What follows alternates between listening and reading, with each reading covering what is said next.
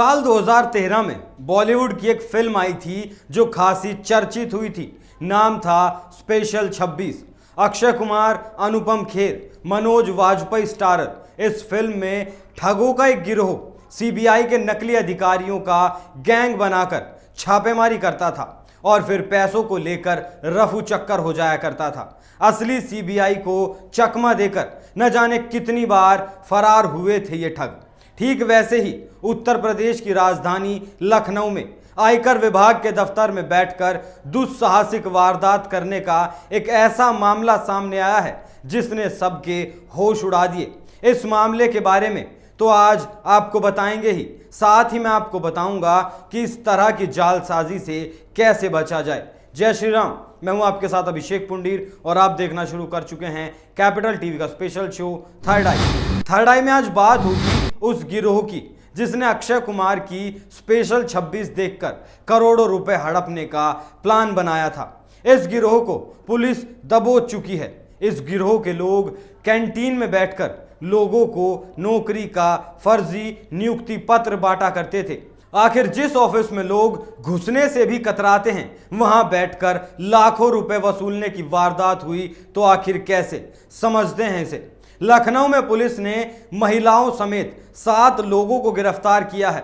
यह गिरोह आयकर विभाग की कैंटीन में बैठकर लोगों को फर्जी नियुक्ति पत्र बांट रहा था। इनके पास से आयकर विभाग की फर्जी मोहरें और कई कागजात बरामद हुए हैं। दोपहर के वक्त गिरोह के सदस्य आयकर विभाग के दफ्तर की कैंटीन में बैठकर कुछ बाहरी लोगों को नियुक्ति पत्र बांट रहे थे। अज्ञात लोगों को कैंटीन में देखकर वहां मौजूद लोगों ने पूछताछ शुरू की, जिसके बाद मामले का भांडा फूट गया।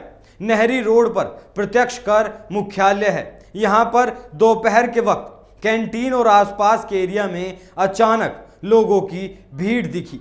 बाहरी लोगों की मौजूदगी को देखकर संदेह गहराया तो कर्मचारियों ने पूछताछ शुरू की। कैंटीन में बैठकर इंटरव्यू देने की बात पता चलने पर संदेह और गहरा गया।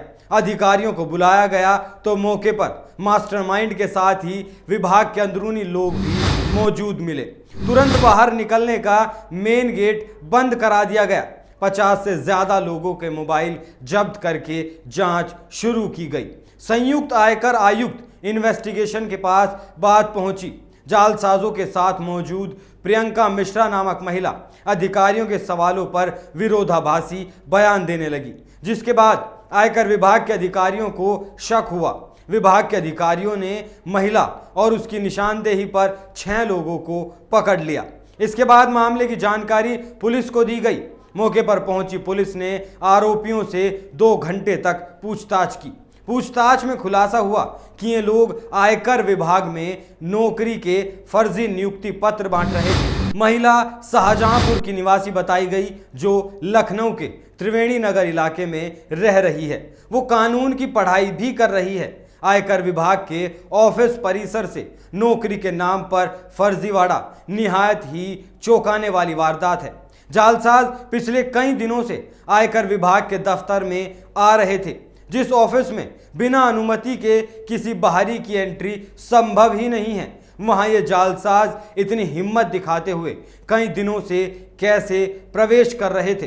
पिछले 2 हफ्ते से आरोपियों का आना जाना यहां बना हुआ था। जानकारी के मुताबिक आयकर विभाग में खेल कोटा में कई पदों पर निकली भर्ती को हथियार बनाकर पूरा खेल रचा गया। हाल ही में खेल कोटा के कैंडिडेट्स की फिजिकल स्क्रीनिंग पूरी हुई। इसी को आधार बनाकर फ्री जॉब अलर्ट वेबसाइट पर ऐड निकाला गया। आरोपी महिला रोज ऑफिस पहुंचती थी और सभी अधिकारियों के बारे में जानकारी इकट्ठा करती थी। किस अधिकारी के साइन से नियुक्ति होती है, किसकी मोहर की जरूरत पड़ती है, किस अधिकारी का क्या काम है, ऐसी हर डिटेल जुटा ली गई। जॉब वेबसाइट पर वैकेंसी की सूचना दी गई थी। खास बात यह है कि अभ्यर्थियों को इंटरव्यू के बाद नियुक्ति पत्र भी थमा दिया जाता था। इस मामले में आयकर विभाग के कुछ अधिकारियों की भूमिका संदेह के घेरे में है। आयकर विभाग में रखे कागजात कितने महत्वपूर्ण हैं, इसका एहसास तो विभाग के छोटे से छोटे कर्मचारी को ही है। साथ ही सवाल यह भी है कि जालसाजों ने प्रिंसिपल चीफ कमिश्नर की सील कैसे बनवाई। सील यूनिक होती है और उसे बाहर लाना सख्त मना है। इसके अलावा पुरानी सील को डिस्पोज ऑफ करने की एक तय प्रक्रिया है। नौकरी के नाम पर फर्जीवाड़ा करने वाले जालसाज बहुत ही शातिर थे। ये लोग बेरोजगारों को कर सहायक और आयकर निरीक्षक का नियुक्ति पत्र दे रहे थे। हालांकि विभाग में कर सहायक का कोई पद है ही नहीं। अपॉइंटमेंट लेटर पर बाकायदा प्रिंसिपल चीफ कमिश्नर की सील लगी हुई थी। पूछताछ में सामने आया कि इन लोगों ने नौकरी के एवज में प्रति बेरोजगार से 10 से 15 लाख रुपए वसूल किए थे। नौकरी देने से पहले बाकायदा लोगों को इंटरव्यू देना पड़ता था। प्रियंका और उसके जालसाज साथियों का पैनल एक इंटरव्यू लेता था। अब आपको बताता हूं कि इसे रोका कैसे जा सकता है, क्योंकि सरकारी नौकरी का क्रेज हमेशा से रहा है। आज भी इसे सुरक्षित भविष्य का सबसे अच्छा जरिया माना जाता है। ऐसे में वैकेंसी निकलते ही लाखों लोग उसके लिए आवेदन करते हैं। तकनीकी के दौर में इसी क्रेज का फायदा कुछ लोग गलत तरीके से उठाते हैं। वो नौकरी की आस लगाए बैठे लोगों को अपना शिकार बनाते हैं। इसके लिए वो हर रोज नए तरीके अपनाते हैं। धोखाधड़ी करने वाले आजकल केंद्र सरकार, उसके विभागों, पीएसयू और राज्य सरकारों की वेबसाइट को निशाना बना रहे हैं। इसके तहत वो हूबहू उनकी जैसी वेबसाइट तैयार करते हैं, जैसे वो आरआरबी, एसएससी, बीएसएनएल आदि दूसरी कंपनियों, संस्थाओं की क्लोन वेबसाइट बना देते हैं। ऐसे में कई बार उम्मीदवार जल्दीबाजी के चक्कर में असली और नकली वेबसाइट की पहचान नहीं कर पाते। ऐसे में हमेशा आवेदन करते वक्त वेबसाइट के डोमेन नेम को खास तौर से ध्यान देना चाहिए। जैसे सरकारों की वेबसाइट के अंत में हमेशा .nic, .in, .gov.in, .ac.in, .com, .co.in होते हैं। हमेशा इसी तरह के लिंक पर ही आवेदन करना चाहिए। इसी तरह कई बार संगठनों के नाम पर फर्जी विज्ञापन भी निकाले जाते हैं।